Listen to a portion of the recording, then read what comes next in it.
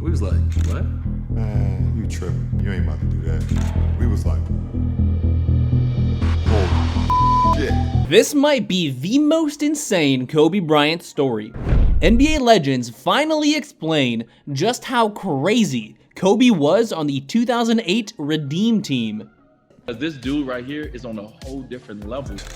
But we became close on some disrespectful like Going at your neck. he going at your neck, he's saying he elbowing you. I had my braids back then too, so he touching my hair. I'm like, y'all don't touch my hair, like, you know what I'm saying? Like, To be, great at it, or want to be one of the greats, you got to put the work in. There's no substitution to work. The Mamba mentality is legit. I was like, wait, hold on. We just worked out about 3 hours ago. You know what I mean? And like, you've done another workout and you about to go do another one? And the Banana Boat crew learned that the hard way. Kobe wasn't on the 2000 Olympic team, nor was he on the 04 team. 2004, the year Team USA lost. Embarrassing. Kobe decided to suit up for his country on the 2008 Redeem team and show these young stars what it really means to be great. When Team USA first landed in Beijing to start practicing for the 08 Olympics, it was late. City's very late.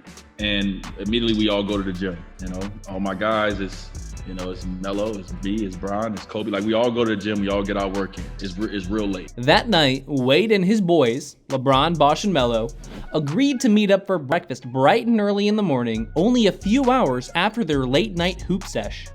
And I wanted to establish myself as a young leader on the team by waking up bright and early, day one. So the goal was to be the first one at breakfast. All the young bucks thought they were getting up early, but Kobe's already there, with ice packs on his knees, drenched in sweat. Now, it took me a minute to figure it out, but this guy wasn't only awake before me. He had already worked out.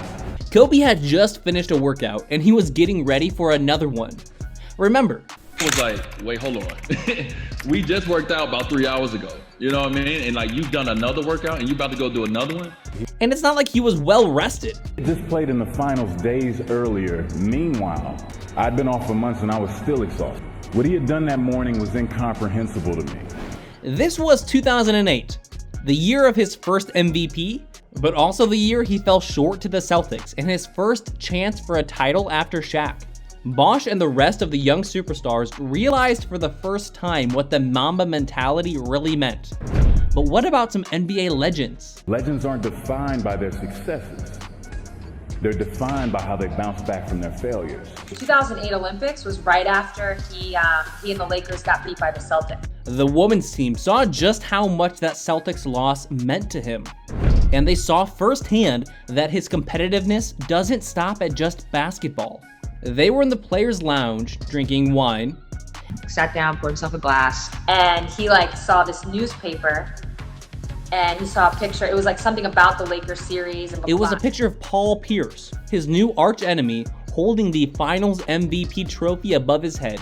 Kobe Bryant sits down and pours a glass of wine. We're like, what the f-? So Kobe drinks like he does anything else. He got very competitive with drinking the wine, and it was like he didn't want to be behind anybody on these glasses. And we were like, Kobe, we got practice tomorrow. We're just sipping. He started to stir the pot, talking smack to Sue Bird for only having one glass while he's had 3.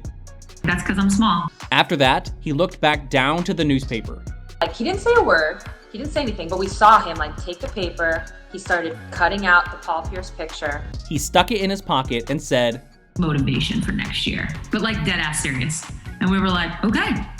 That's what, that's who he is. That's what this is. This is who Kobe Bryant is. It was funny. Then Kobe ended up getting his revenge. The Lakers are NBA champions once again, taking home the next 2 titles.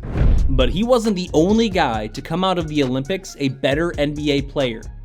That next year, Carmelo Anthony reached his first conference finals and LeBron got his first MVP. And you'll never guess what Kobe said to Coach K that made D. Wade have one of his best seasons. It all happened because to be able to play with a guy who had everything offensively, who could have just demanded us to give him the ball every time down, was worried about defense in the Olympics.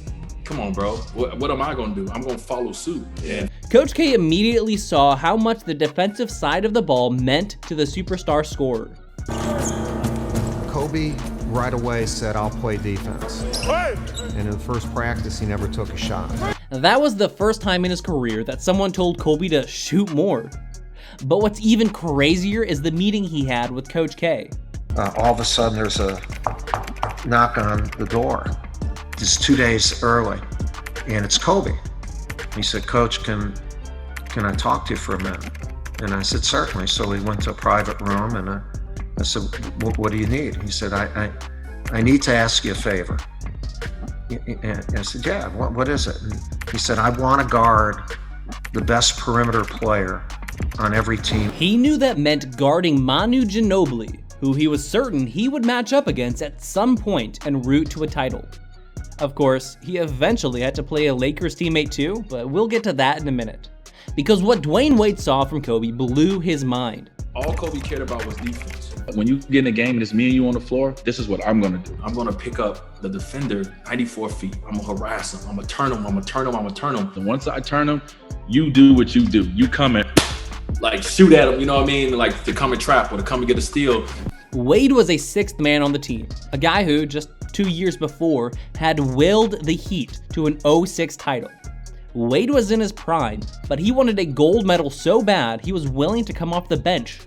Kobe saw that and decided he'd do the hard work of pressuring the defense so Wade could be the one to break away steals for open dunks. Shouldn't the young Wade be the one doing the heavy defense and Kobe should get the easy looks? Maybe, but that's not the Mamba mentality. If you really want to see Mamba mentality, wait until you see what he does to his NBA teammate. Because the Mamba mentality doesn't leave much room for friends. If you know Kobe, you know his love for Pau Gasol, who just joined his Lakers a few months before the Olympics. We're like brothers. We're very, very close. So of course the road to gold went through Spain. Before the gold medal game, Kobe went to see his friend. I remember that very clearly and vividly. My big brother came to see me with my teammates, which everyone was like, whoa, Kobe's in our apartment, how cool. And I believe, that might have been part of his strategy to kind of soften me up. And then? You said, I'm running through Paul's f***ing chest. First play of the game, I'm running through Paul Gasol. We was like, what? Seriously? His teammate, his brother? A teammate, you tripping, you ain't about to do that. He said, first play of the game, I know what they're gonna run, and he knew Powell's gonna be the last screen. And so the first play of the game,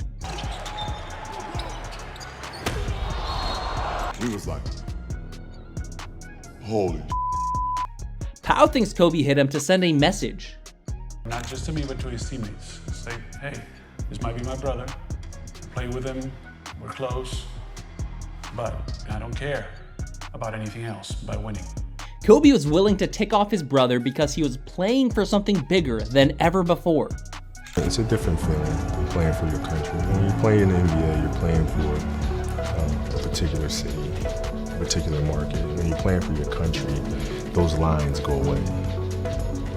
We're all together. We're all playing for USA basketball. It carries a great honor with it that goes above and beyond winning the NBA championship. That moment is very special. Kobe inspired a whole generation of hoopers, and everyone on that 08 squad was better off after playing with him. LeBron, Wade, Melo, Dwight, Bosh, CP3, they all had career years after playing with Kobe in the Olympics. Coincidence? After hearing those stories, you can't possibly believe that.